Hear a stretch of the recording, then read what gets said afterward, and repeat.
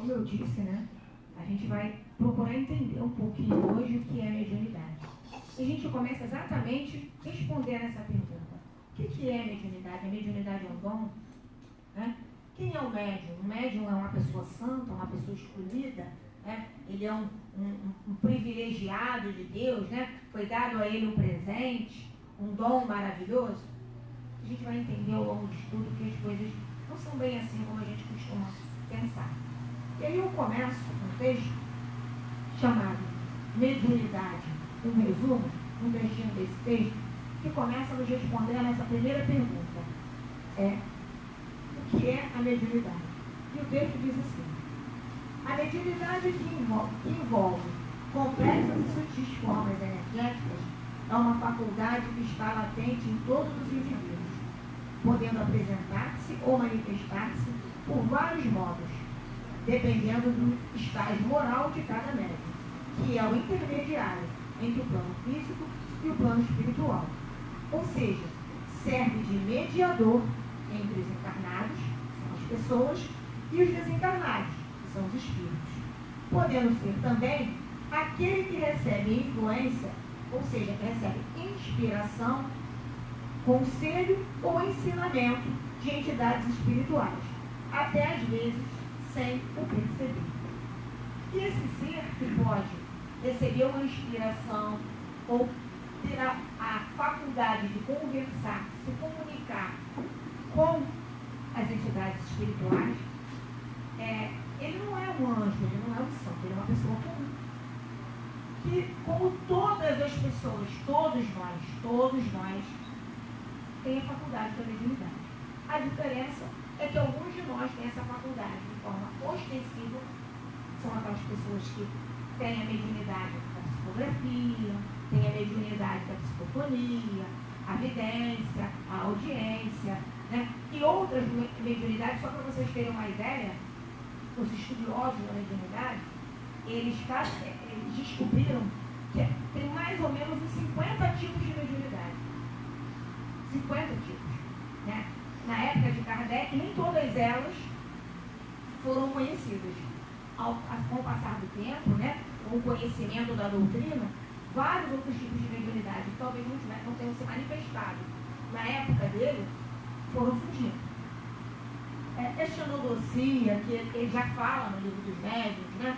A psicografia, a psicofonia, que são as mais comuns, a mediunidade da oratória, a mediunidade do passe, a psicometria, que é aquela mediunidade, a faculdade mediúnica, que o médium, ao tocar um objeto, ele consegue voltar no tempo, ser um objeto antigo, e ver o contexto no qual aquele objeto esteve inserido, e outras modalidades. Só que essa característica é uma característica do espírito. Algumas pessoas têm ela ostensiva e conseguem fazer essas coisas. E outras, que é a maioria, a tem de forma menos ostensiva. Mas nem por isso deixam de fazer esse contato com os desencarnados ou deixam de receber essa inspiração. Quer ver um exemplo? Quem de nós aqui já não se viu numa situação de estar angustiado com um problema, quando a gente tem a felicidade de encontrar um mínimo de equilíbrio e fazer uma prece? Ou um pouco depois, ou a gente deita para dormir, no dia seguinte, como se fosse assim do nada, a gente sabe que não é do nada, dá uma ideia, aparece uma solução para ajudar a gente a resolver aquele problema. Aquilo ali, com certeza, é uma orientação que a gente recebeu, ou durante o sono, se foi quando a gente estava dormindo, ou ao longo do dia, quando a gente se coloca um pouco mais disponível, um pouco mais relaxado, para dar oportunidade do nosso amigo espiritual se aproximar e nos sugerir uma ideia, uma boa ideia, para que nos ajude a resolver esse problema. Em contrapartida, quando estamos desequilibrados, também podemos ser inspirados, só que de forma negativa. Quem também nunca passou por uma situação de estar em casa, de repente, sair um bate-boca em casa que ninguém sabe como começou, quem que começou, por que começou, sai um bate-boca do nada, você às vezes não está nem a fim de responder, mas de repente vem aquela ideiazinha na tua cabeça assim, vai deixar falar assim contigo? E aí você, a cada sugestão, bate boca, xinga, é xingado, e você não sabe nem como começou aquele furdunço.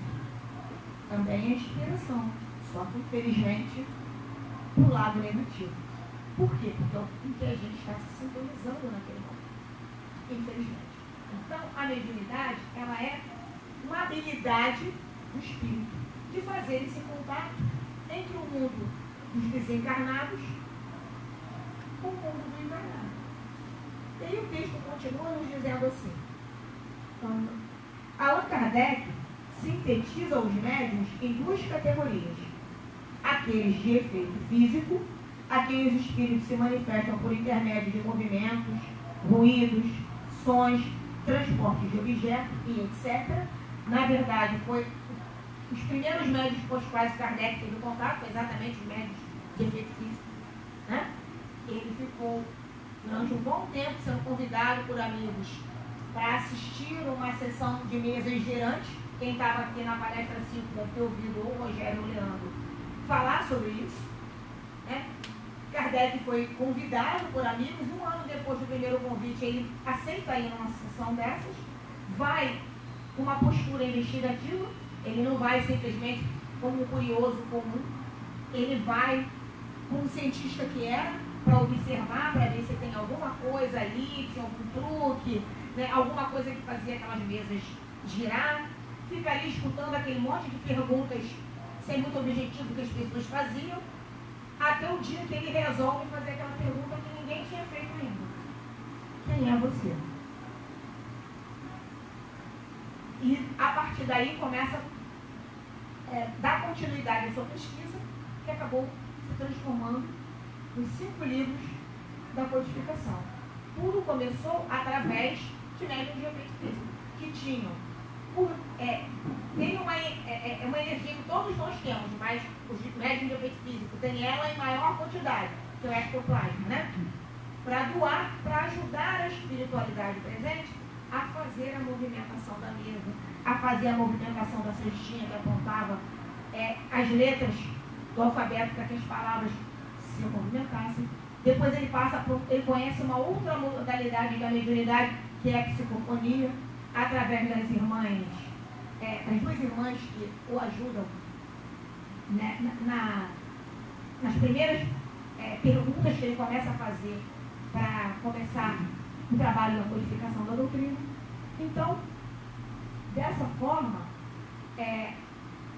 a doutrina vai surgindo através da mediunidade, a princípio da mediunidade de efeitos físicos, depois da psicofonia, depois da psicografia. Quem viu o filme Kardec viu ali aparecer algumas dessas modalidades da mediunidade que eu citei aqui.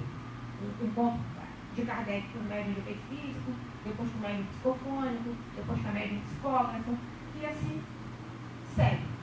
Então ele classifica em 2 categorias: os médiuns de efeito físico, né? São capazes de transportar objetos, possibilitar a espiritualidade de fazer ruídos, e aqueles de efeitos intelectuais, a quem os espíritos se apresentam por meio de comunicações inteligentes, ou seja, através de ideias, de escritos, desenhos, sinais, palavras e etc.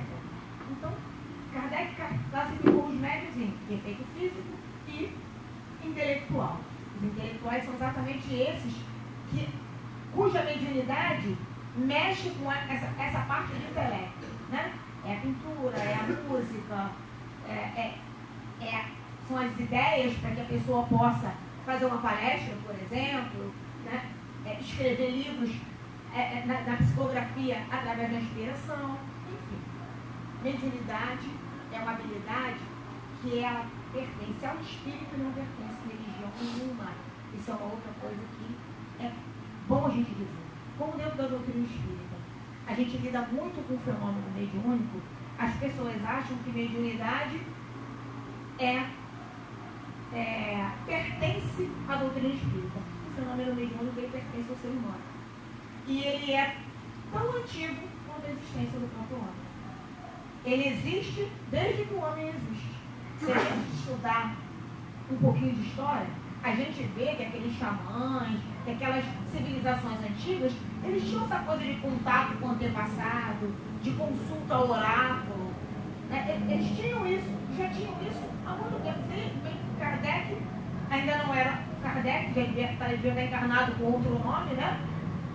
E isso já acontecia na humanidade. Então sempre aconteceu, porque desde sempre os homens encarnam e desencarnam, e os desencarnados conseguem utilizar essa característica dos encarnados para não ter contato. Os índios fazem isso desde sempre. Eles têm essa coisa do culto ao antepassado, de consulta aos antepassados, eles fazem isso desde sempre.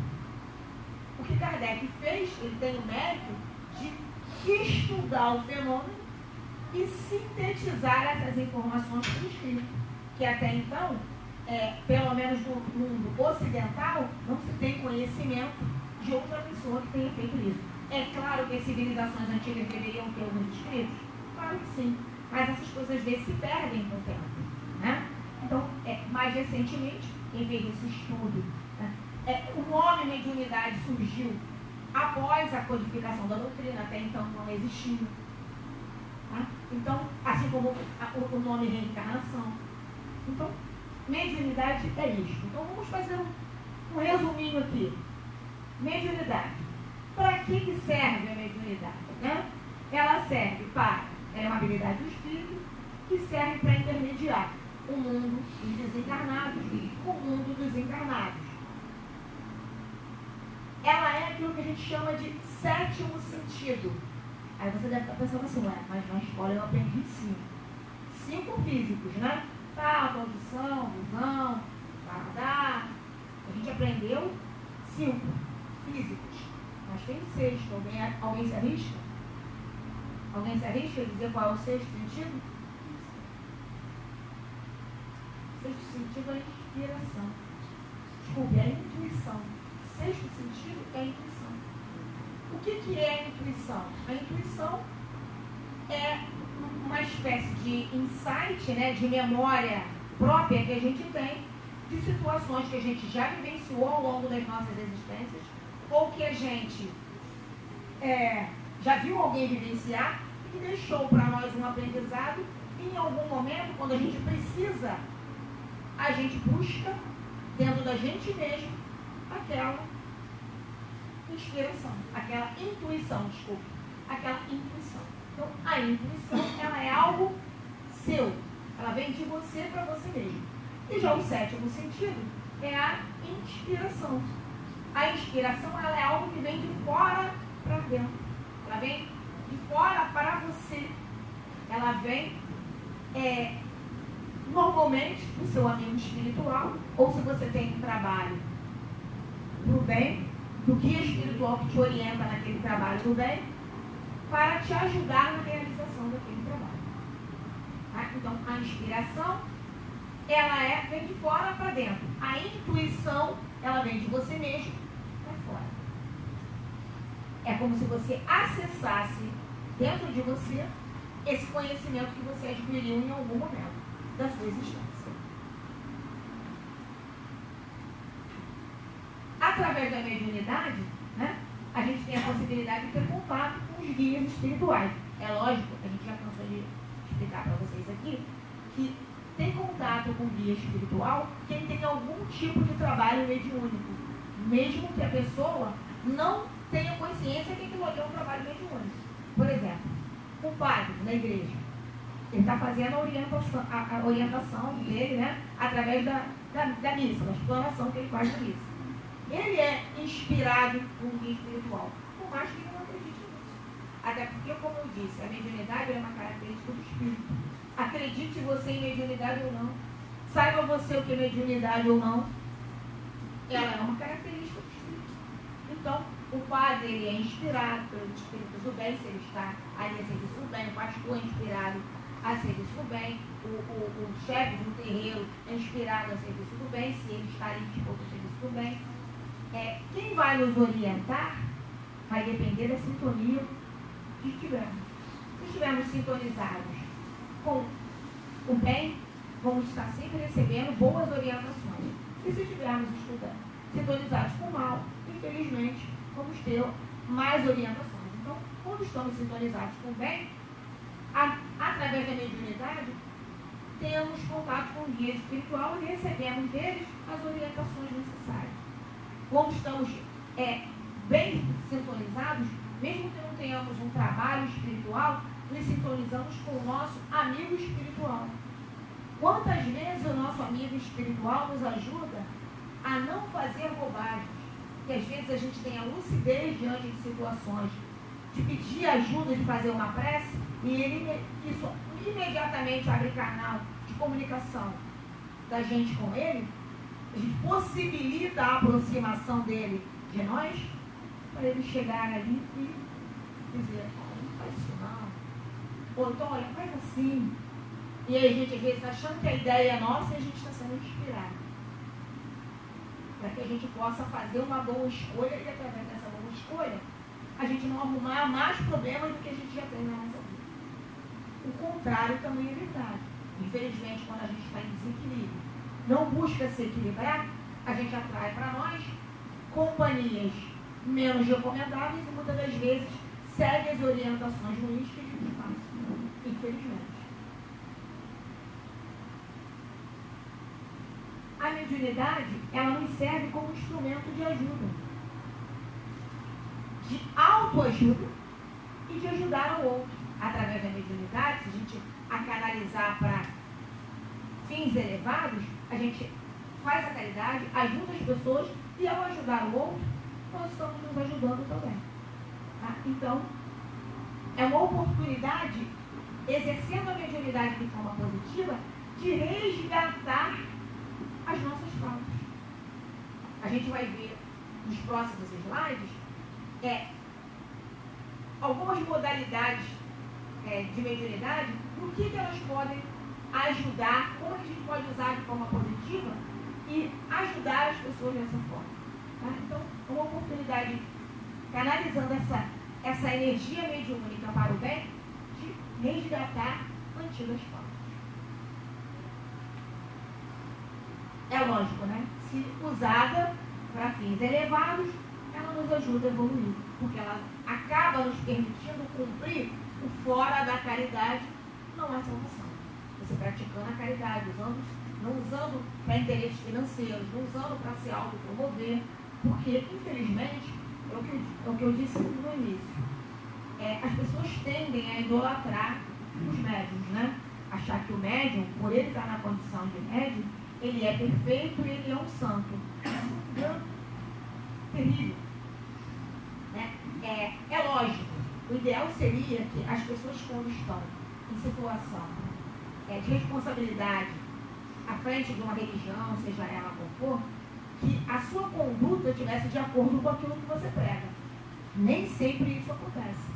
Então, quando a gente segue pessoas, a gente tem um risco muito grande de se iludir, de seguir coisas erradas, porque a gente não está seguindo a orientação doutrinária. A gente está seguindo o ser humano. E o ser humano é falível. Por mais que ele tenha o conhecimento, é o que eu disse no início, a gente sabe, mas ainda não é. A gente precisa fazer esse trabalho para passar a ser. Para que essa oportunidade de resgate que nos é dada, ela seja utilizada por nós da melhor forma possível. E, no entanto, a gente vê todos os dias, irmãos dentro das mais diversas religiões, pegando aquela oportunidade de resgate e jogando fora com as próprias mãos, porque fazem escolhas erradas, abrem os ouvidos às mais orientações e aí metem os pés pelas mãos e perdem a oportunidade de resgate. Bom, a mediunidade, ela pode ser classificada de duas formas.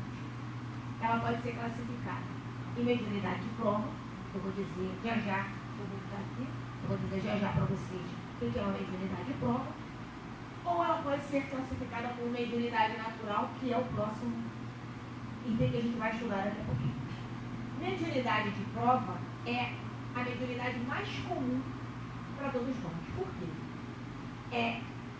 Por que quase todos nós somos encaixados nessa categoria de mediunidade? Porque ela é a oportunidade exatamente de resgatar os nossos erros. Então, como a maioria de nós tem uma conta kármica alta, né? A nossa fatura do Credit Karma é bem elevada, a maioria de nós temos mediunidade de prova. Vamos entender o que é isso.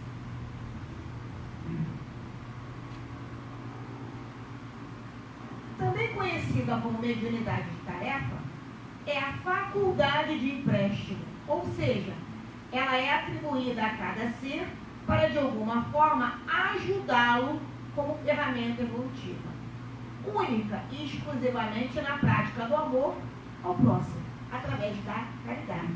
Então, a mediunidade de prova, ela é um empréstimo, ela nos é dada exatamente para que tenhamos com ela a oportunidade de melhora.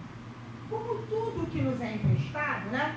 Por exemplo, durante a palestra, essa taça, ela me é emprestada, ela fica aos meus cuidados aqui. Eu tenho que procurar usá-la, manuseá-la com cuidado para não destruir. Não é isso? Então, não é diferente com a faculdade da mediunidade, né? Aqueles que a têm de forma menos ou mais ostensiva, mas que vão utilizá-las para a prática do bem, é preciso que você cuide daquele empréstimo da melhor forma que você puder. E qual é a melhor maneira de cuidar de uma mediunidade? A melhor maneira é educando. A melhor forma é educar a mediunidade. Como se educa uma mediunidade? Você tem que ter, primeiro, perseverança, porque quando você se propõe a um trabalho para o bem, muitos percalços podem lhe acontecer para que você não se mantenha firme naquele propósito. Né?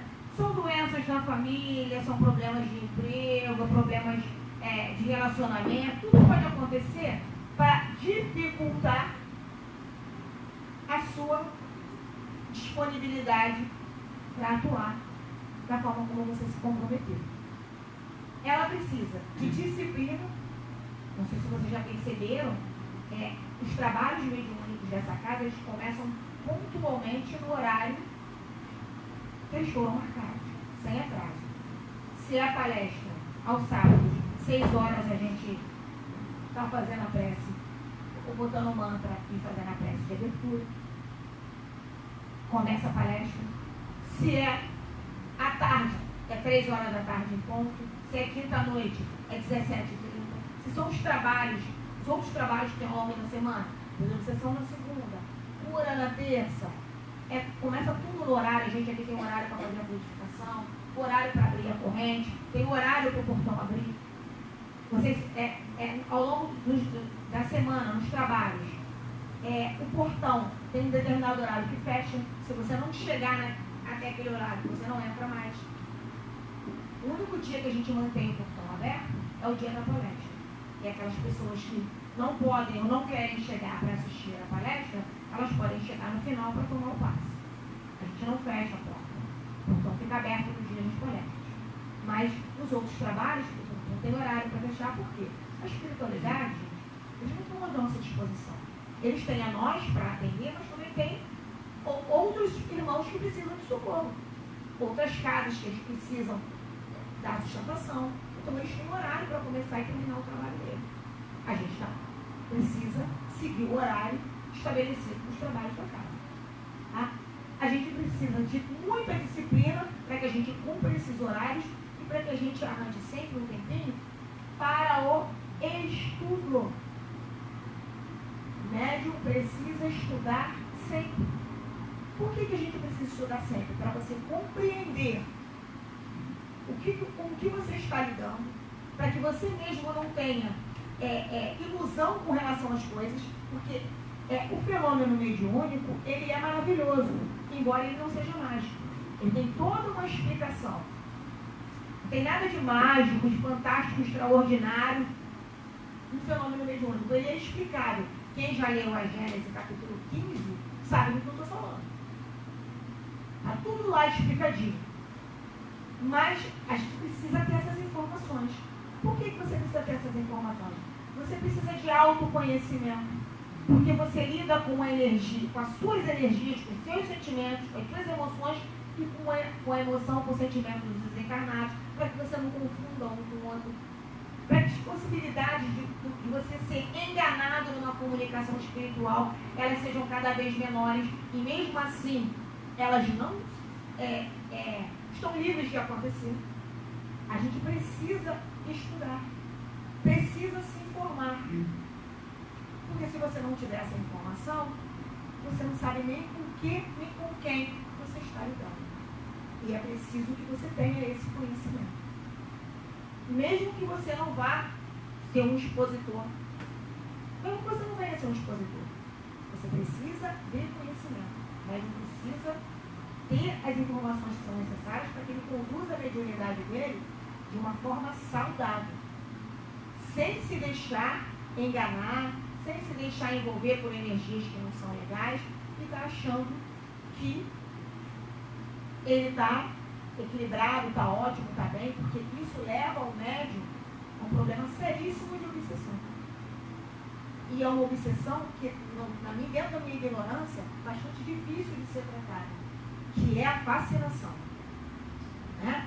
A fascinação, a obsessão, que qualquer um de nós pode ter, mas que o médium principalmente pode ter, quando ele fica se achando o máximo, e aí ele fica mais suscetível, muito suscetível a ser enganado.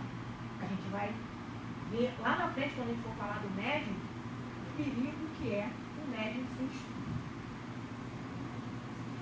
Bem, o médium de prova, né, falar um pouquinho do médium de prova, ele se compara ao aluno que está sendo obrigado a estudar uma ciência ou uma arte para a qual ele não apresenta qualidades espontâneas. Então, ele precisa de esforçar-se heroicamente para conseguir essas habilidades que ele não tem. Sob um longo treino, exercido entre vacilações, insucessos e decepções.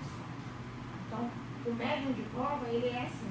Ele precisa treinar para que ele consiga fazer, se empenhar no seu papel, com muito sacrifício, muitas das vezes, mesmo assim, ele tem insucesso, ele precisa se exercitar muito para que ele possa sair vencedor daquela batalha que é para vencer a si mesmo, as suas imperfeições, as suas fraquezas, e se colocar a serviço do bem.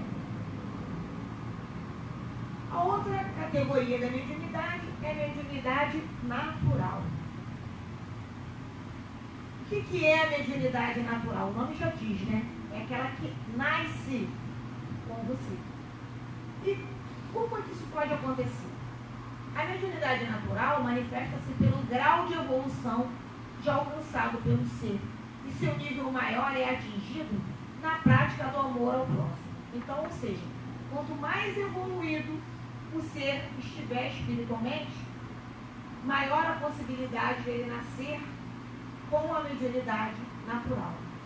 E vir em grandes missões para se colocar a serviço de amor ao próximo. E o texto dá como exemplo o seguinte: esta mediunidade é dos missionários como Moisés, Jesus, o maior deles, Dr. Bezerra de Menezes e o querido Chico Xavier, o mais contemporâneo.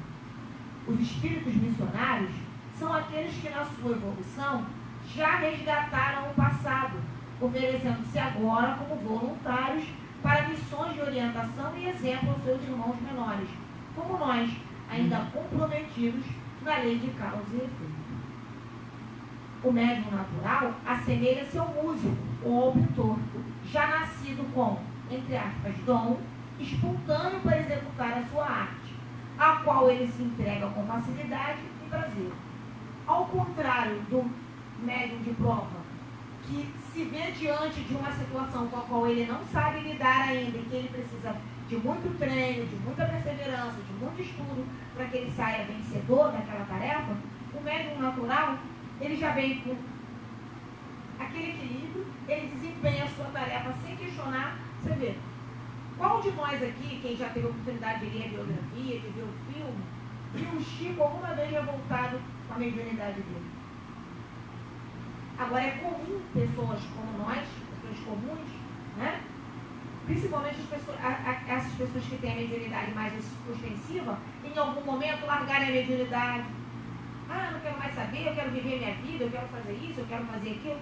Por quê? Porque nós não temos a mediunidade natural, nossa mediunidade é de forma. Então a gente se vê sempre num desafio para cumprir com a nossa responsabilidade mediúnica e conseguir equilibrá-la com a nossa vida pessoal. São os compromissos de trabalho, é o compromisso familiar, são alguns compromissos sociais. A gente vive no mundo de encarnados. Então, às vezes, a gente tem aquele compromisso social que a gente não tem como mudar. É um casamento de uma pessoa da família, de um amigo muito querido, a gente precisa estar. Então, a gente se vê sempre no equilíbrio para que você atenda a um lado e atenda ao outro. Essas pessoas que nascem com a mediunidade natural, às vezes elas vêm, normalmente, com uma abnegação tão grande que elas nem se prendem mais a essas coisas. Elas vivem em função do trabalho de caridade, do trabalho de amor ao próximo. A mediunidade natural, ao contrário da mediunidade de prova, que é um teste, a mediunidade natural ela é uma conquista. A mediunidade de prova, se bem aproveitada, se bem vivida, ela é uma solução. Solução para quê? Para que mais para frente você venha na condição de médium natural. E você possa, através de exercitar a sua mediunidade de prova de uma forma positiva, e caminhando para a evolução. É a oportunidade que a espiritualidade nos dá, que Deus nos dá, né, para que trabalhando com a espiritualidade de forma positiva, a gente possa ir progredindo, a gente possa ir evoluindo. Né? Bom. Pode perguntar. Nasce com a pessoa. Nasce com a pessoa, até porque o que eu falei para você, mediunidade é uma característica do espírito. Ela vai se arrumar nessas duas categorias. De prova é para a maioria de nós. Nós estamos aprendendo, nós estamos nesse processo de evolução. Então, ela nasce com a pessoa. Ela normalmente vem, quando você tem um papel maior mediúnico a desenvolver, em algum momento você vai se ver numa situação de trabalhar com mediunidade, de fazer essa escolha. Ou porque você tem uma mediunidade ostensiva, tem pessoas que têm uma mediunidade mais ostensiva, tem a mediunidade que a gente chama, entre aspas, de mediunidade de incorporação. Por que eu disse entre aspas de incorporação? Esse termo, ele não é um termo muito adequado, né? Quando a gente fala mediunidade de incorporação, a impressão que a gente tem é que o espírito entra no corpo do médium para se comunicar. E a gente sabe que isso não existe. A comunicação é uma comunicação psíquica, uma comunicação mental. Por isso que a gente usa o outro termo, que é a mediunidade de psicofonia. Né? Existe aquele contato mental, onde o médium externa aquilo que o espírito trouxe, né, de informação. Então, é uma mediunidade de psicofonia, é uma mediunidade de psicografia. Você vê que esses médiums que a gente conhece, os mais conhecidos no Brasil, né, Chico, o Divaldo, eles desde criança já tinham essa coisa de ver entidades espirituais, de ouvir. Né? Alguns de nós, às vezes, tem na família pessoas que são assim, desde criança são assim, ouvem, veem. Né? Então, é uma faculdade que vem com você e ela já vem assim, um pouco mais ostensiva. Outros vêm com ela menos ostensiva, vão trabalhar na mediunidade também, podem trabalhar na mediunidade também, mas de uma outra forma. Não necessariamente com a psicofonia, com a psicografia. As pessoas se ligam muito na psicofonia e na psicografia e existem, como eu disse, pelo menos uns 50 tipos de mediunidade. Mariana, Oi. eu gostaria de fazer uma pergunta. O médium de efeito físico, Sim. o espírito através do ectoplasma, ele pode materializar realmente o corpo? Pode sim. A gente tem uma casa espírita aqui no Rio de Janeiro, que é a casa do Frei Luiz, onde eles têm sessões de materialização. Né? E é utilizada, quem já leu o livro do Dr. Paulo César Frutuoso, esqueci o título agora, Medicina... Alguém lembra? Face Oculta da Medicina. Obrigada. Face Oculta da Medicina. Tem fotos, inclusive, eu já vi vídeos de palestra dele mostrando fotos da quantidade grande de ectoplasma saindo de narina de médium, do ouvido, e o espírito se materializa. Eu tenho uma pessoa da minha família que assistiu numa outra casa, não há muitos anos atrás, não no Frei Luiz, uma sessão dessas teve o prazer de apertar a mão de quantidade de médium específico, né? É um médium específico, são os médiums de efeito físico. Médiums de efeito físico, eles não são muito comuns. Né? Não são muito comuns. Assim como não são muito comuns psicólogos mecânicos. Não? A gente vai, quando falar de fotografia, vai falar sobre isso. Não são muito comuns. São modalidades de mediunidade um pouco mais raras, mas acontece. Tá? Nem todo médium de efeito físico é um médium natural. Tá? Assim como também nem todos são médiums de prova. Vai depender do grau de evolução daquele médium. Quanto mais evoluído ele for, mais possibilidade dele ter uma mediunidade natural. Quanto menos, com certeza ele é um médium de prova. Como a maioria de nós está em processo de aprendizado, a maioria de nós tem mediunidade de prova. E é um grande desafio. Porque, como eu falei, se bem utilizada essa oportunidade, ela é uma ferramenta de resgate e de evolução. Agora, se eu deixo aquela oportunidade passar, eu não trouxe hoje, mas às vezes nessa palestra eu trago um texto, outra história do meu irmão, que desencarnado no plano espiritual, ao perceber a quantidade de bobagens que tinha feito na sua existência, ele começa a se lamentar, a chorar e pede, né, a Deus que ele possa ter uma outra oportunidade reencarnatória, que ele possa vir cego, que ele possa vir com câncer, que ele possa vir, ou então desenvolver uma lepra. Ele pede coisas assim terríveis para ele mesmo. E aí aparece o amigo espiritual dele e diz a ele que ele não vai precisar de nada daquilo. Basta que ele se comprometa a desenvolver um trabalho no bem através da mediunidade. Por, se não me engano, 20 anos.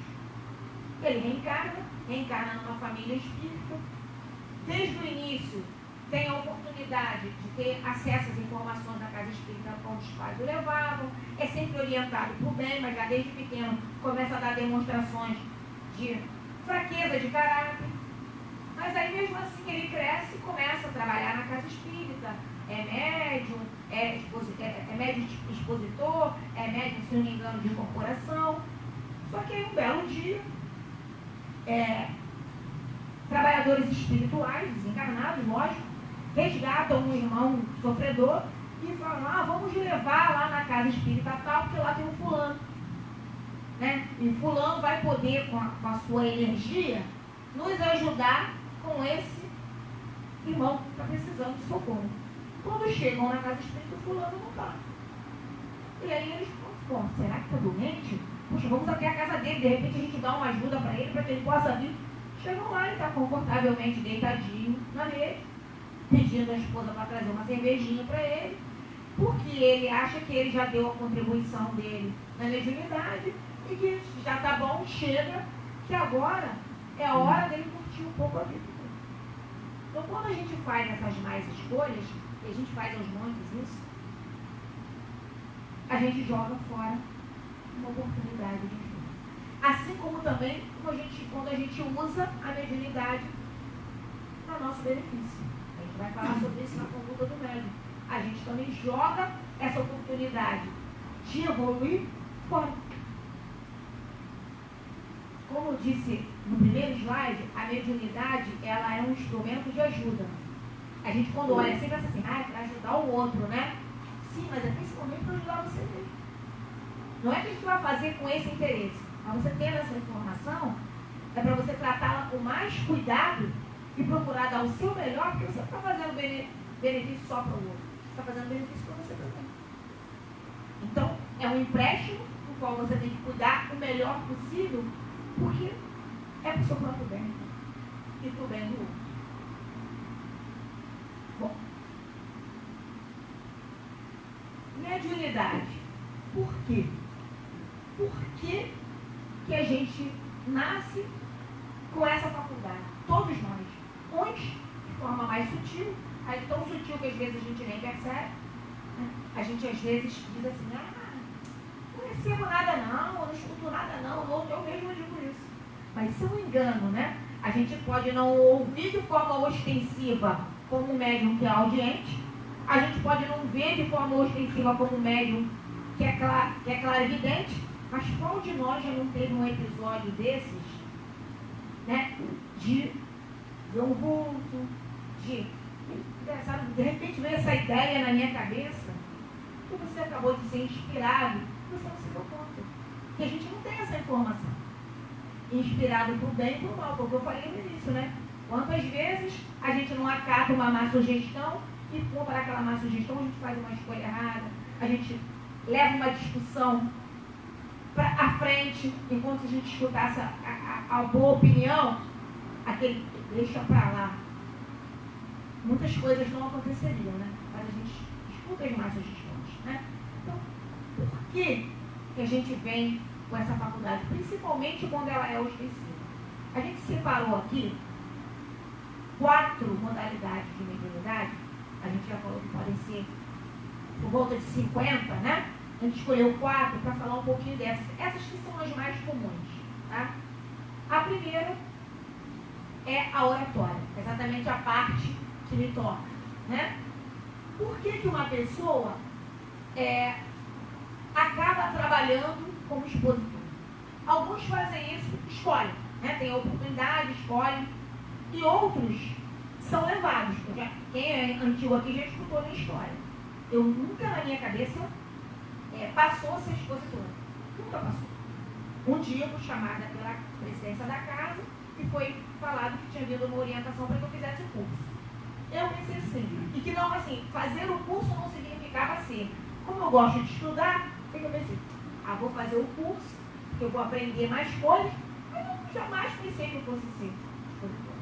E no finalzinho do curso foi dito que agora a gente ia ter que fazer um estágio na palestra e assumir a palestra. Não falaram que ia ter que assumir a palestra, eu falei, mas eu não sabia se estava letrinha miúda do contrato, eu não sabia que eu ia ter que assumir a palestra, eu não sabia mesmo. Não sabia mesmo. Obrigada. Não sabia mesmo. E aí, abracei a causa. Agradeço a Deus pela oportunidade. Agradeço a Deus por quê? Vendo assim essa pessoa evoluída que eu sou, só que não, né? A maneira assim gentil que eu falo, só que não. Eu já vejo por que foi me dada essa oportunidade. Olha lá. Reencaminhar pela boa palavra. Provavelmente a habilidade de falar nem todo mundo tem. Eu, graças a Deus, tenho. Me serviu, porque eu agradeço a Deus, porque através da habilidade de falar, eu escolhi a profissão, eu sou professora, o pessoal me conhece, sabe? Hoje até estou com uma aluna sentada ali, quando ela entrou, eu falei, meu Deus. Né? Então, está ali sentadinha, ela não sabia que eu era daqui, nem eu sabia que ela vinha, né, Ana? Então, foi o que me sustenta, a minha profissão, que me mantém materialmente falando, e que acabou me conduzindo a essa tarefa, que eu aprendi a amar, a ter um carinho grande, procuro cuidar com responsabilidade, porque eu sei que é uma oportunidade que Deus está me dando de trabalhar essa questão da oratória. Tudo bem. Provavelmente, por ter essa facilidade de me expressar, num outro momento, eu utilizei essa possibilidade para encaminhar de forma errada as pessoas. E agora eu tenho a oportunidade de resgatar, procurando dizer boas coisas, incentivando o bem. Talvez eu tenha usado isso de uma forma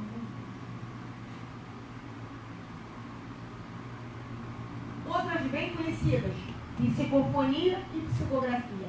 Psicofonia é a modalidade da mediunidade que possibilita ao médium, através da sua voz, passar a informação que o espírito traz.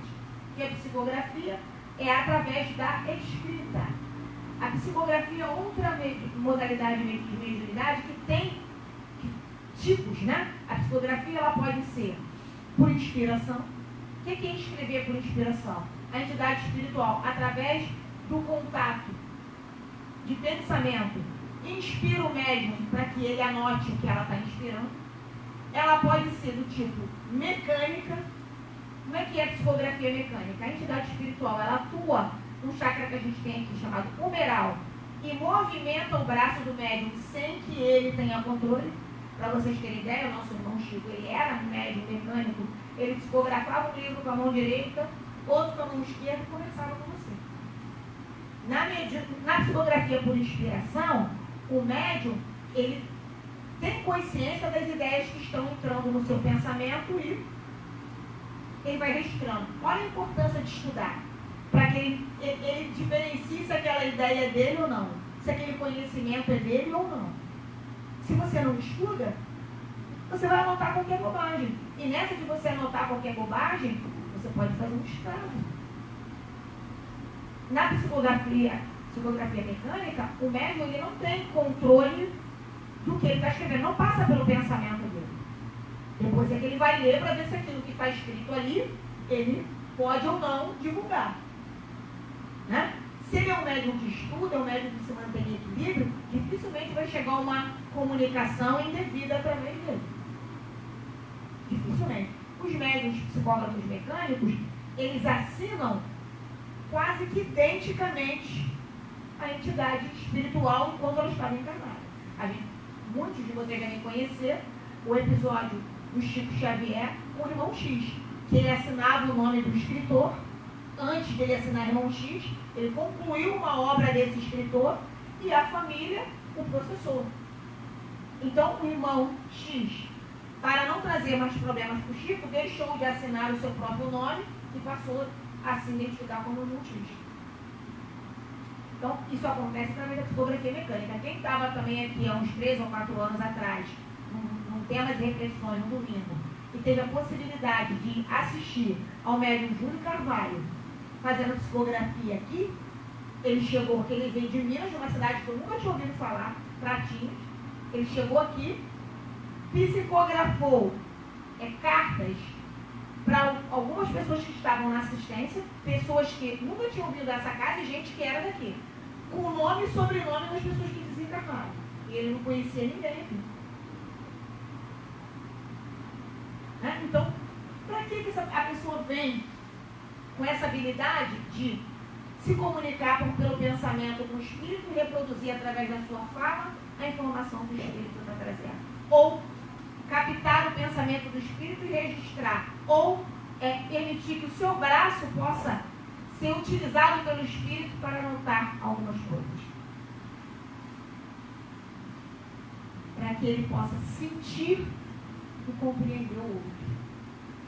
É para a gente trabalhar a nossa tolerância, a nossa paciência, a nossa compreensão. Nós, de maneira geral, temos o mau hábito de julgar o outro.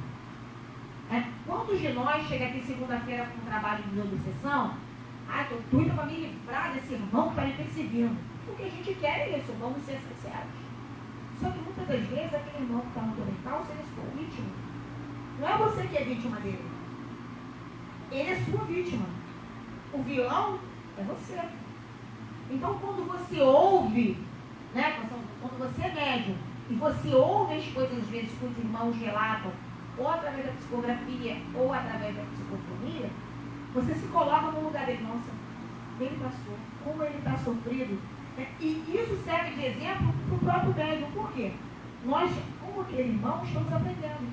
Se a gente não tomar os devidos cuidados, aquela propaganda, eu sou você amanhã pode estar aqui numa roda mediúnica com os mesmos problemas daquele irmão, porque você fez escolhas errôneas semelhantes.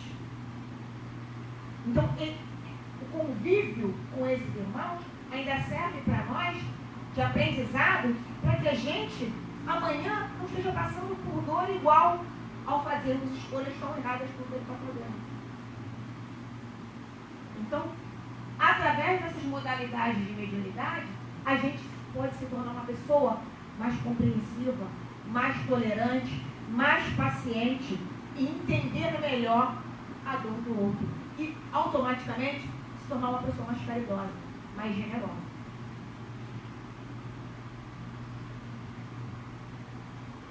Passe, né? É outra mediunidade. Às vezes, o médium passista, ele acha, meu trabalho não é importante não, eu fico ali dando passe. Como que não é importante? Seu trabalho é muito importante, porque você está ali para se doar energia positiva para o outro. Aquele outro que chega aqui, muitas das vezes, combalido, né, cheio de dores na alma e no corpo, e muitas das vezes sai daqui renovado pela energia que ele recebe. Porque durante o passe, a gente recebe 2 tipos de energia. A energia magnética, que é o médium que vai te doando, e a energia espiritual, que é a espiritualidade que traz. O guia espiritual que está ali orientando o médium, casa esses 2 tipos de energia para ajudar no teu tratamento. Durante o passe, muitas das vezes, entidades espirituais que estavam no trabalho obsessivo se desvinculam de você. Você se fortalece espiritualmente. Então, o passe, o médium passista, ele é muito importante. E os médiums, de uma maneira geral, eles precisam se cuidar, né? E aí, o textinho fala assim para nós, com relação à mediunidade, né?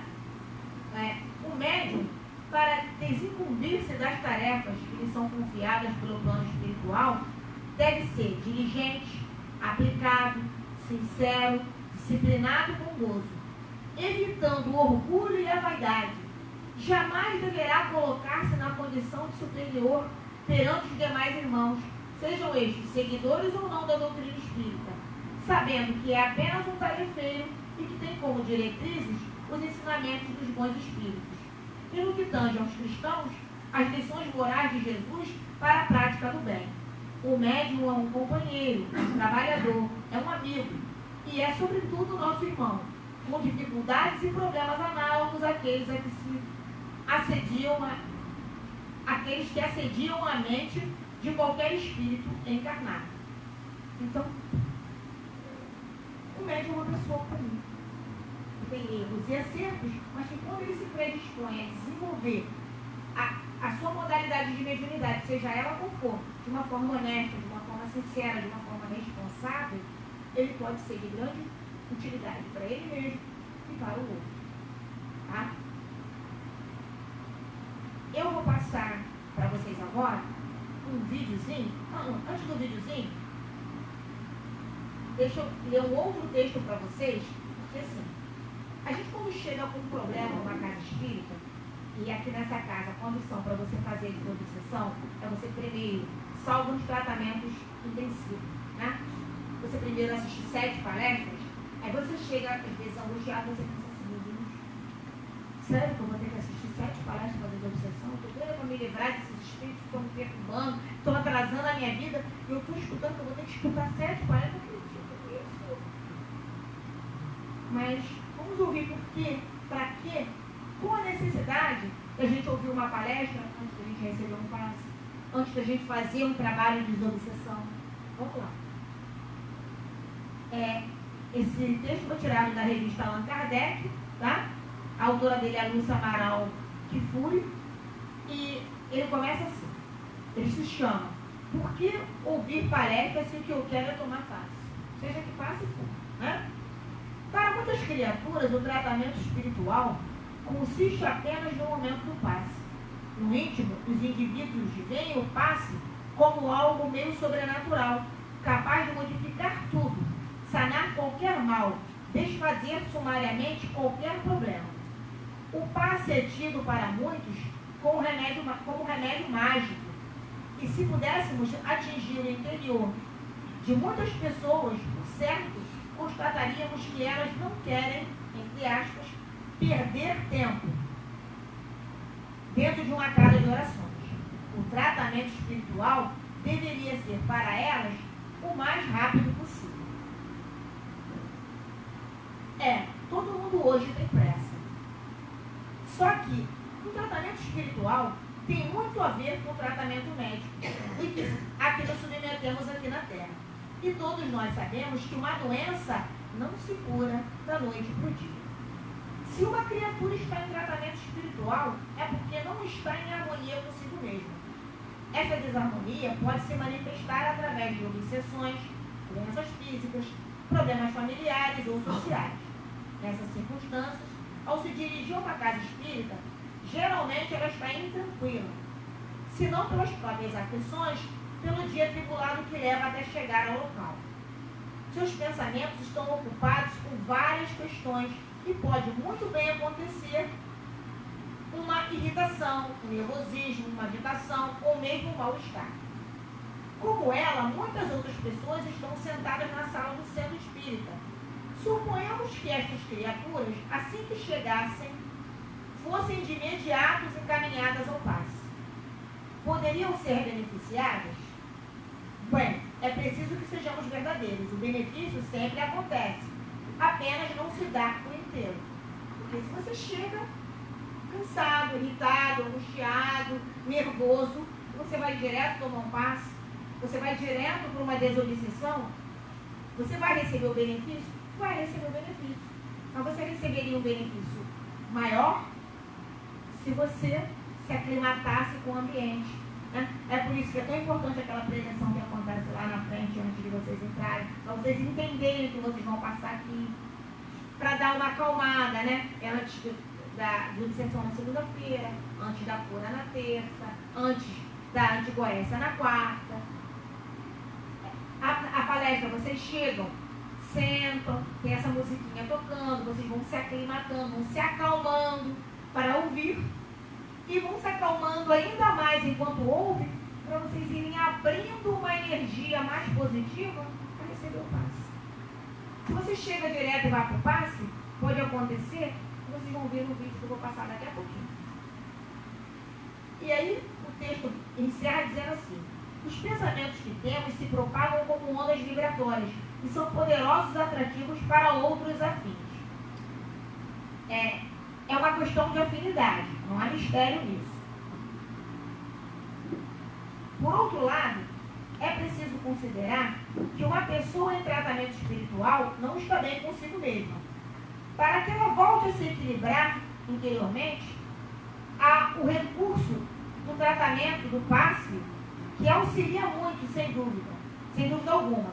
Mas se a própria pessoa não modificar sua maneira de agir, de encarar o seu cotidiano, muitas vezes basta apenas que atinja a rua para que o mal volte a consumir. Aquele momento que antecede o momento do passe tem, portanto, a sua finalidade altamente importante. Além de uniformizar o pensamento dos presentes, procurando elevá-los e assim obter melhor sintonia com o plano dos espíritos bons, ele tem como objetivo básico fazer com que o indivíduo pare, medite sobre os rumos que vem dando a sua vida. A intenção primeira é levar para toda uma assistência os ensinamentos deixados por Jesus e os princípios da codificação espírita. Embora o ouvinte imagine esse momento sem muito significado, no íntimo, a alma aos poucos vai procurando se melhorar e, sem se dar conta, percebe que o tratamento espiritual obteve êxito. Mas para o tratamento espiritual obter êxito, é preciso que esse conhecimento que inicia, né, com a palestra dê continuidade nas nossas casas, seja fazendo a culto do Evangelho lá, seja pegando um livro bom doutrinário para ler, para que esse tratamento, que é o tratamento principal, que é o tratamento que traz para nós o conhecimento para que a gente se reforme intimamente, ele possa acontecer e surtir efeito. Aí a gente vai ver um videozinho, apaga para mim, falando sobre o passe e mostrando duas situações assim. Numa situação, a gente vai ver uma pessoa que está totalmente desconcentrada, pensando no trabalho, pensando em uma série de outras coisas, e numa outra, uma moça que está numa oração, e a gente vai ver como que eles vão ser beneficiados de formas diferentes através do passe. Muito bem. Agora chegou o momento do passe. Lá na sala de passe é que vamos observar um outro fato. No canto lá à esquerda tem uma pessoa pensando em tudo, menos no que está acontecendo ali. E mais no centro das pessoas que vão tomar o passe está uma jovem que sai levemente do corpo. E podemos perceber isso pelo laço que une superfície ao corpo de carne. O que Marcos explica para mim? Diz que o passe, ele é de um teor de energia que penetra o nosso corpo, mas se o perispírito sai um pouquinho por esforço da prece, da concentração de quem vai tomar passe, O perispírito praticamente absorve todos os recursos e quando volta a se justapor ao corpo de carne, consegue fazer um efeito melhor, mostrando mais uma vez a lição de Jesus, a cada um segundo os seus olhos. Enquanto o homem no canto, à esquerda da imagem, não está preocupado com nada, está tomando passo automaticamente, a jovem está fazendo uma oração naquela hora. Isso dilata um pouco o perispírito, ele nem talvez tenha saído tanto do desenho, no desenho que está sendo mostrado, o perispírito talvez não tenha saído tanto do corpo. Isso foi um exagero de desenho para mostrar que o perispírito às vezes se dilata, ou às vezes sai um pouquinho, só para mostrar isso.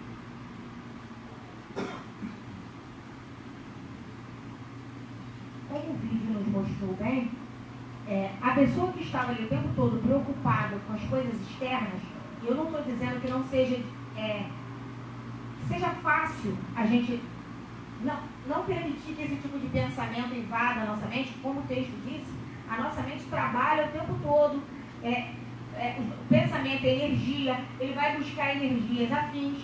Então, se você está preocupado com o seu problema de trabalho, e você não procurar se desligar disso quando você chega aqui, as possibilidades de você se beneficiar, elas diminuem. Você vai ter algum benefício, com certeza. Não só na hora do passe, porque a espiritualidade trata a gente desde o momento que a gente passa do portão para dentro, a gente já está sendo ajudado. Enquanto a gente está aqui sentado, eles já estão trabalhando em nós, e o passe vai dar esse fechamento desse tratamento do dia.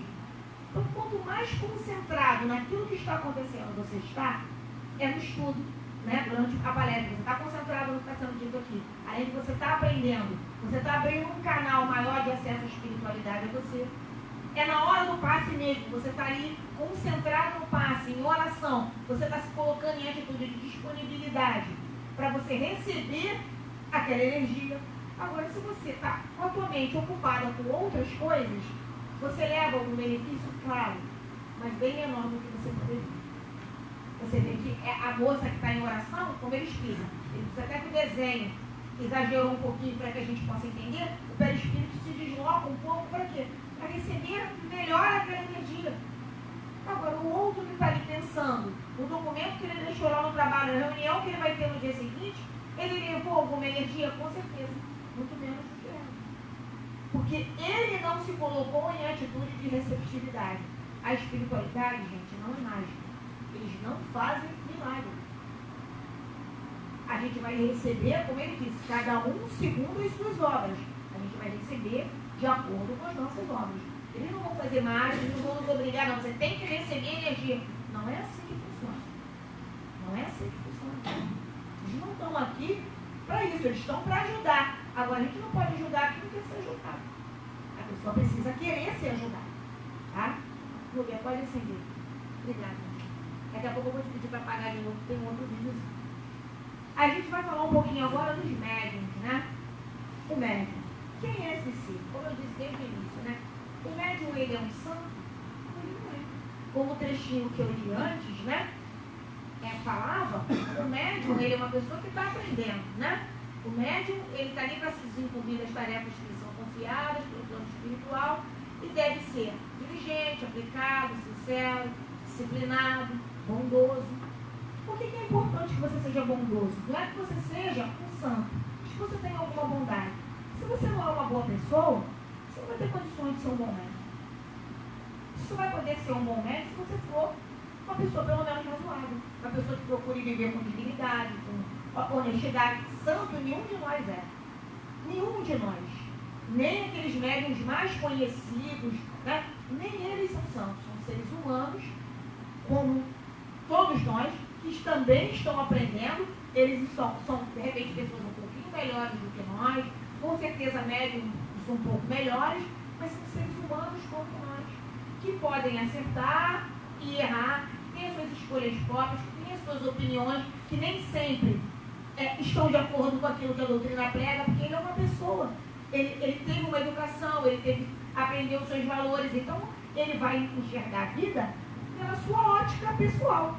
Então nem sempre as opiniões dele estão de acordo com aquilo que a doutrina prega. Porque ele é um ser humano normal, que pode errar, sim. O ideal é que não erre, mas que pode errar. Porque nós somos falíveis. Eu não trouxe hoje, mas às vezes a gente lê aqui também um texto que fala que o médium ele pode ser comparado a uma maçã que tem uma parte podre e uma parte boa. Aí você tem uma maçã que tá, metade dela está podre e outra metade está boa. E tem uma criança querendo com fome, precisando comer. O que você faz? Você tira a parte podre, joga fora e dá a parte boa para a criança comer. Esses somos nós, né? A espiritualidade ignora aquele nosso lado que ainda não é muito legal, para aproveitar aquele que já é um pouquinho melhor para poder trabalhar. Porque se eles forem esperar pessoas santificadas para trabalhar, vai ser difícil. Então a gente tem defeito sim, a gente tem fraqueza, a gente tem imperfeição. E o que a gente tem que fazer? Mais do que as pessoas que não abraçaram a mediunidade ainda. Trabalhar para procurar melhorar, para evitar aquela situação que é tão comum, né? Quando a gente age de forma incorreta e você levanta uma bandeira, seja a bandeira que for, seja uma bandeira religiosa, uma bandeira política, uma bandeira social, e você não age de acordo com aquilo que você prega, você leva descrédito para aquilo que você faz. E para nós médiuns, isso é um agravante, porque você leva descrédito para aquela casa que você frequenta, para aquela religião que você professa, por conta da sua má conduta. Então você tem que ter um cuidado maior para que você não traga para você a responsabilidade de prejudicar a sua religião, de prejudicar a sua casa por conta de uma conduta ruim. Então a gente tem que se vigiar sempre e buscar fazer o melhor. Mas, infelizmente, não somos santos. Então, nós somos instrumentos que servimos de intercâmbio para o mundo espiritual. Comunicação de desencarnados para encarnados. Essa comunicação pode ser uma transmissão de energia na hora do passe, pode ser a transmissão da ideia da entidade espiritual através da psicofonia, ou da ideia da entidade espiritual através da psicografia, né? Ou da psicometria, que é captar a energia dos objetos, e das outras modalidades de mediunidade que tem. Se o médium está bem regulado, o que é um médium bem regulado? É um médium que estuda, é um médium que procura ter uma vida equilibrada. Não é que o médium, como eu disse, ele vai ter uma vida santificada, ele vai ficar no mosteiro, né? Não é isso que a gente está falando. Uma vida equilibrada é você ter bom senso nas suas escolhas, na maneira como você conduz a vida. Tudo me é lícito, mas nem tudo me convém. É você ter esse lema na sua cabeça. Eu posso sentar ali no bar da esquina e tomar todas? Eu nem bebo, tá? Mas eu posso. Agora eu pergunto, isso fica bem para mim? Sou uma expositora. Eu estou expositora nessa casa. Gente, mais do que isso, sou uma professora. A ilha do governador, cidade de interior. Aí o aluno está passando, como você vê, eu não sabia que eu ia ter um aluno aqui na assistência hoje. Aí o aluno está passando, eu estou caindo trêbada na esquina. Tem certas coisas que não contém. Não são condizentes com aquilo que você faz. Então, é isso que a gente tem que procurar. Estar bem regulado, estudar, ter uma vida condizente com aquilo que você faz. Por quê? Qual é essa necessidade? Para que você possa ter comunicações fiéis, ser fiel às comunicações. Você possa captar as boas comunicações e passá-las com fidelidade.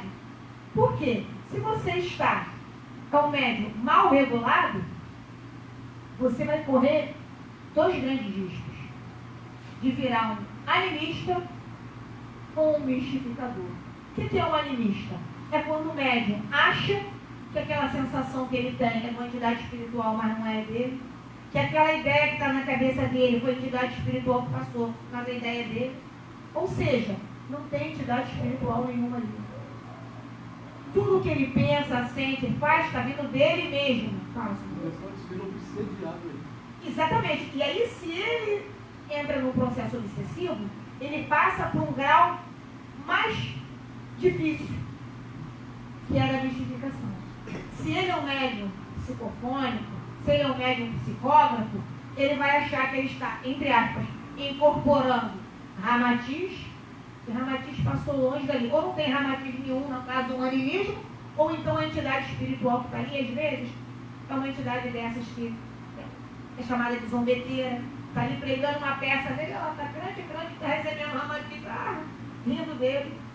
Ele recebe uma comunicação espiritual que ele acha que é assim, a psicografia, e tem um monte de mensagens errôneas ali dentro, ele não consegue nem enxergar. E aí, como o senhor Maurício lembrou, ele passa para a obsessão, que para mim, é o tipo de obsessão que o médium pode desenvolver, que é a fascinação, uma das obsessões, que é a fascinação, é uma das mais difíceis de ser tratada. Como é que você vai convencer uma pessoa que ela se acha, ela acha que ela recebe comunicações das mais altas esferas, que não é nada disso? É difícil. Então você precisa estudar, lembra lá naquele segundo slide? Você precisa ser perseverante, estudar, ser disciplinado, para quê? Para que coisas como essas não aconteçam. O médium, ele, se ele estiver bem regulado, ele é assistido pelos guias espirituais. Emmanuel ainda nos diz mais, quando o médium ele se coloca, né, ele é disciplinado, estudioso, e ele procura se doar na mediunidade para o bem, e ele se coloca no propósito sincero de ajudar o outro, além dele ser ajudado pelos guias que o orientam naquela tarefa, ele ainda é ajudado pelas entidades espirituais que querem ajudar aquela pessoa. É o amigo espiritual da pessoa, é o guia espiritual da pessoa, que o médium está tentando ajudar. Então ele já recebe uma dose extra de ajuda, porque ele está se colocando a serviço do bem. O médium, bem regulado, bem intencionado, ele recebe proteção dobrada. Agora, se ele não busca seriedade, fica difícil. Apaga para mim. O pessoal mais antigo conhece esse videozinho. Aí é sempre bom a gente ver, que a gente se diverte um pouco. Olha o que acontece quando a gente não leva a mediunidade a sério. Ok.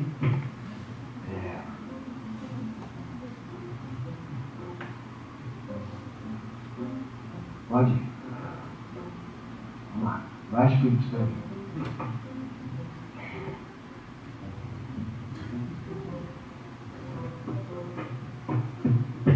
Aqui, vamos lá. Vou escrever um romance aqui agora, hein? Vamos embora. Será que eu sou canhoto na hora da mediunidade? Vou deixar mole aqui. Acho que não pode encostar em nada. Agora é. Tem vontade de fazer xixi. Ó. Isso sou eu. Sou eu que estou fazendo isso. Sou eu. Esses garotos aqui. Gente, como é que é? Vem, espírito, vem. Eu quero aqui o escritor, espírito. A, B, vamos embora. Uma letra. Espírito. Eu não vou pensar em nada. Não estou pensando em nada.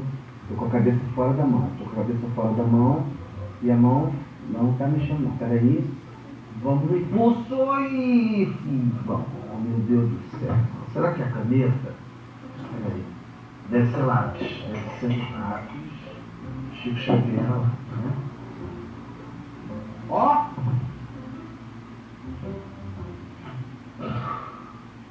Isso.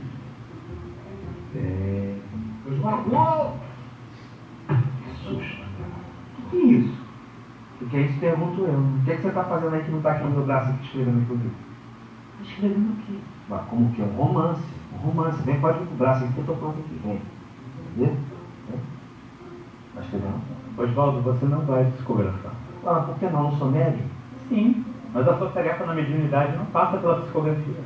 Ah, mas por que não? Ah, mas eu só você ver espírito. Eu estou vendo você aqui. Que graça que tem isso? Que isso arranja para a pessoa? O negócio bom é escrever, fazer livro. Né? O que define se o trabalho mediúnico é bom não é o tipo da mediunidade, é o médium. Você é um trabalhador disciplinado, disponível, aberto ao serviço do bem. Isso é o que conta. Mas quem fica famoso, quem vende livro, é o médium que escreve romance. Como é que é? É isso, eu estou apertado. Esse negócio dessa crise aí me derrubou geral, meu filho. Eu estou precisando de um extra, entendeu?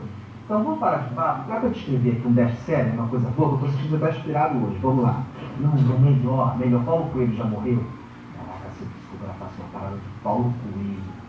Ah, então é isso. Dinheiro. Não, não é só dinheiro. Não é só dinheiro, não. Eu quero também fama, prestígio, dar autógrafo, tirar selfie, fã do livro que você vai escrever até agora aqui, ó. Já que você quer tanto escrever um livro, por que você não escreve? Para que utilizar a mediunidade? Ah, não escrever, não sei escrever, eu não tenho dom de escrever, não é minha parada. Eu sempre fui mal em redação. Entendeu? Não, eu quero mesmo ceder meu braço aqui, você escreve e eu gerencio a venda, porque eu sou bom de matemática. Você acha que não dá trabalho ser um médium psicógrafo? Ele é apenas uma caneta ambulante? Uma caneta rica, se for esperar. Oswaldo, estou vendo que realmente você não sabe o que representa o trabalho de um médium. Posso não saber o que representa, mas eu sei quanto custa. Ok, então. Vai escrever? Eu não. Aliás, nenhum nem ninguém. Lamento te informar, Oswaldo, mas sua mediunidade está suspensa por tempo indeterminado. Você acaba de perder uma oportunidade de ouro nessa encarnação. Vai. Ei, espírito, vai na volta aqui, não vai me deixar agora. Ei, menino! Meu Deus, se você não quer escrever um livro, a gente faz outra coisa. Sabe pintar quadro? Hã? Sabe dançar? Ó, médium da saída eu não vi ainda. A gente pode ganhar uma nota no Faustão. Hein? Se vira nos 30. Partiu?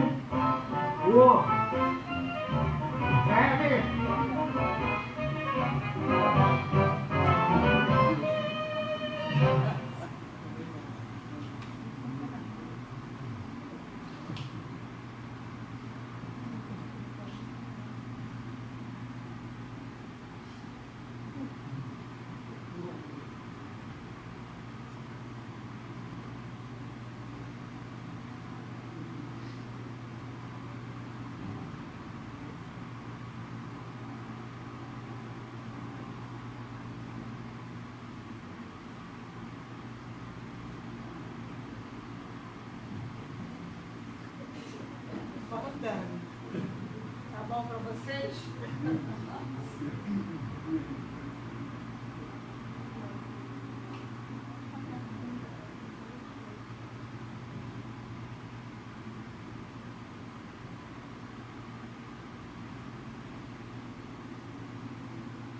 Quando a gente não procura levar a mediunidade a sério, né, quer utilizar a mediunidade para benefício próprio, é o que acontece, né? A gente corre o risco, inclusive, de perder essa oportunidade bendita de trabalho. E aí, André Luiz, para arrematar esse slide, ele nos diz assim: mediunidade não é privilégio, ela é tratamento de antigos desvios do espírito.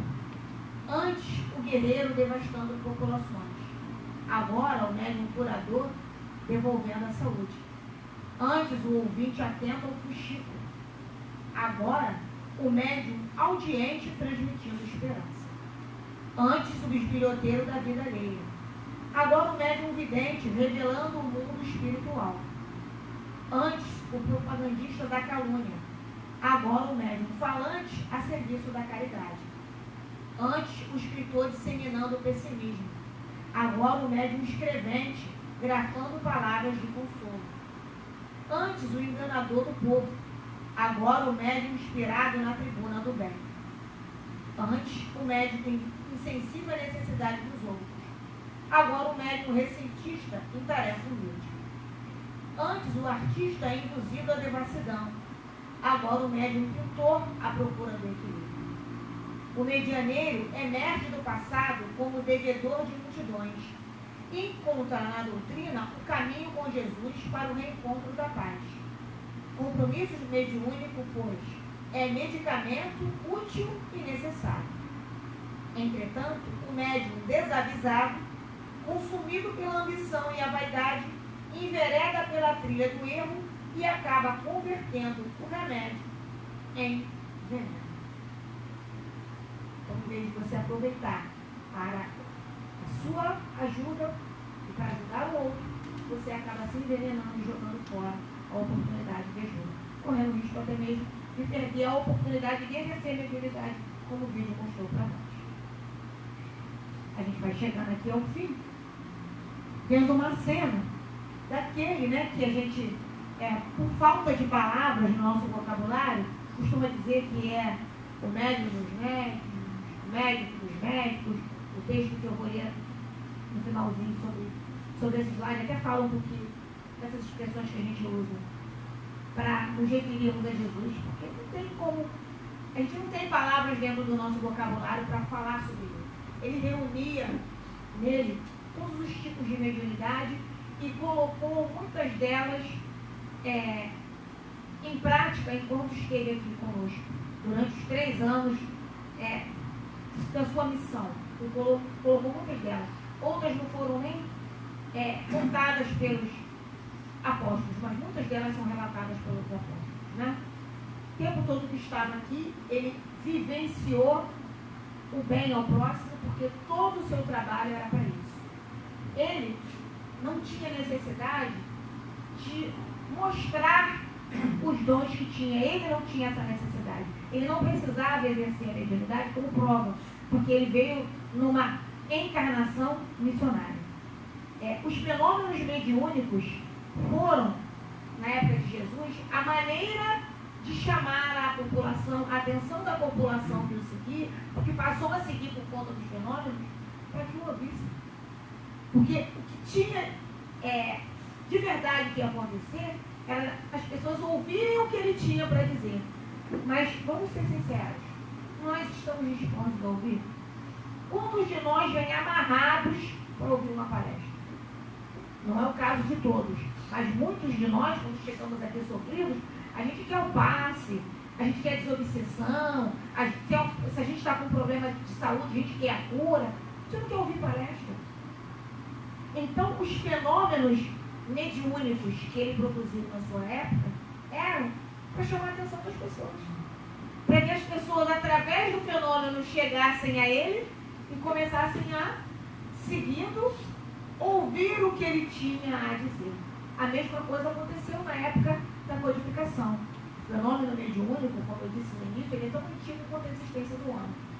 Só que eles se intensificaram 10 anos antes da doutrina espírita. Começaram a ser codificadas por Kardec, né? Principalmente, os casos mais conhecidos que a gente tem são das irmãs Fox, dos Estados Unidos, né? Por quê? Porque a espiritualidade, né?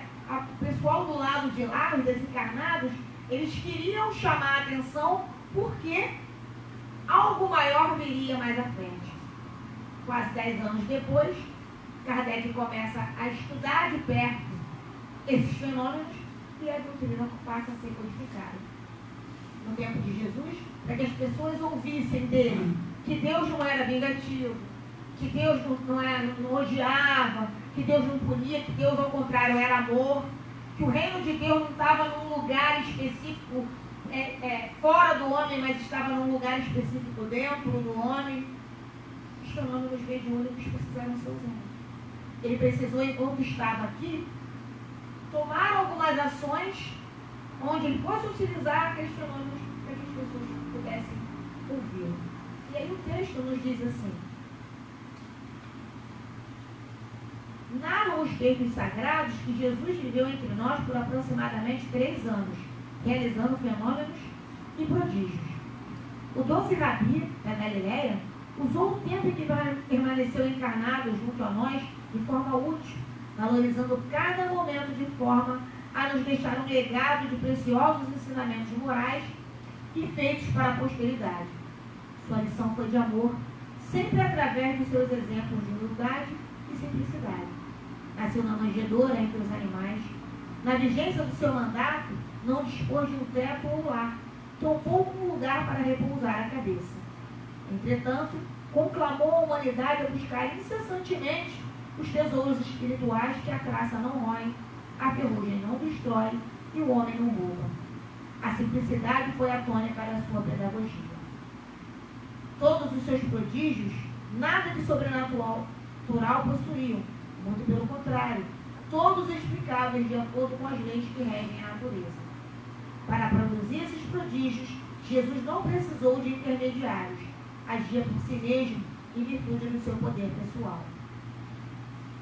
O insigne codificador, em A Gênese, capítulo 15, Os Milagres do Evangelho, no item 1, afirma que os fatos considerados milagrosos, catalogados nos Evangelhos, têm como causa primária as faculdades e os atributos da alma que o Mestre Jesus possuía. Tinha o conhecimento necessário para a manipulação da matéria através do seu magnetismo. sabia como ninguém, através dessa combinação de fluidos, atingir o resultado almejado, sempre com a permissão de Deus, uma vez que ele mesmo afiançou que não veio mudar a lei, e sim cumpri-la. Ou seja, respeitou as leis e os limites por elas impostos. Um médium comum, via de regra, necessita da assistência do mentor espiritual para a atividade mediúnica, seja nos passes, seja na cura, seja na assistência fraterna ao desencarnado. Ao analisarmos Jesus, utilizamos critérios de acordo com a nossa inteligência e maturidade, que são incapazes de nos dar uma margem segura de entendimento. O qualificamos como maior médium, psicólogo ou filósofo, que já existiu. O médium foi muito mais do que essas qualidades, do que podemos compreender neste momento. Os dados que possuímos são insuficientes para entender a sua grandeza. Jesus é muito mais do que temos considerado. Em O Livro dos Espíritos, questão 625, os benfeitores espirituais respondem ao codificador que Jesus é o espírito mais evoluído que viveu na Terra, servindo-nos de modelo e guia. Então, se nós médiuns queremos ser bons médiuns, se vocês que estão assistindo algum dia pretenderem ser bons médiuns, Jesus, mais uma vez, nos serviu como exemplo. Ele foi o melhor de todos os tempos. Pela sua conduta moral, por tudo que sabia, por tudo que era capaz de produzir. É ele o nosso pastor, o governador planetário, é o enviado de Deus para reproduzir o rebanho de filhos transviados do amor e da verdade. Seu amor por nós é tão grande que não desdenhou a necessidade de estar encarnado para nos mostrar o clarão do Evangelho. Que seus exemplos possam sempre nos estimular ao bem maior. Como Jesus é um exemplo para nós, para nosso nível de evolução mais distante, a gente traz aqui as palavras finais de dois médiuns que foram pessoas do bem e que procuraram fazer o seu melhor dentro da mediunidade. Primeiro, o fundador do Centro Espírita Leão Denis, São Altino Pampilho, que nos dá a seguinte mensagem. Primeiro, a doutrina nos chama para servirmos. Quando a gente chega às casas espíritas mal, com as nossas mazelas, né? A doutrina espírita está ali para nos servir. Depois, a doutrina nos chama para servirmos. Que a gente possa se consultar se não chegou a nossa hora de servir. Né? E se a gente ouvir que sim, que a gente possa fazer da melhor forma que pudermos, da forma mais comprometida, mais responsável que pudermos fazer. E o Chico, que disse assim: eu me sinto feliz de ser obstinadamente médium. Quero morrer médium. É tudo o que eu sempre quis ser. Chico Xavier. E fica para nós a mensagem desses dois irmãos e que nós possamos pensar se não pudermos nós também nos doarmos como médium e se decidirmos sim procurarmos fazer o melhor. Vamos fazer a nossa prece de encerramento.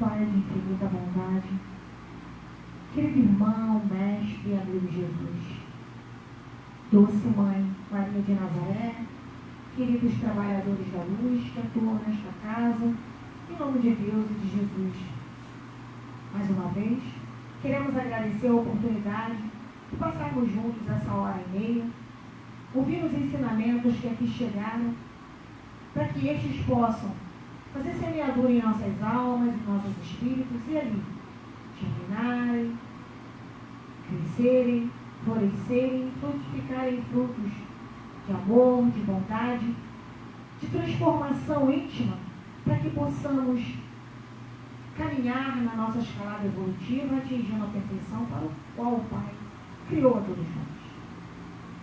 Pai de infinita bondade, pedimos a Tua permissão para encerrar a primeira etapa desse trabalho, muito agradecidos por tudo o que ouvimos essa noite, e a tua autorização para iniciarmos a segunda etapa desse trabalho. Suplicamos que permaneça conosco, que nos ajude a estarmos receptivos às energias que os médiuns nos doarão, que a espiritualidade trará para todos nós. E que ao final, na segunda etapa desse trabalho, possamos sair daqui com esse conhecimento a mais, que há de nos ajudar a fazer em nós as transformações que se façam mais urgentes e mais necessárias, para aproveitarmos mais essa oportunidade reencarnatória, caminhando com mais sabedoria, perseverança, assertividade e fé, vencendo o maior dos obstáculos, as nossas fraquezas e imperfeições. Pedimos a Ti que as energias possam nos fortalecer e equilibrar para que nos mantenhamos fortes ao longo de toda a semana, até que possamos regressar a essa casa, renovando as energias e tendo a oportunidade de obtermos aqui mais e melhores conhecimentos. Que a Tua paz e o Teu amor continue conosco hoje e sempre. Ao final desse trabalho, nos guie aos nossos lares ou locais de destino em total segurança. Que assim seja, graças a Deus.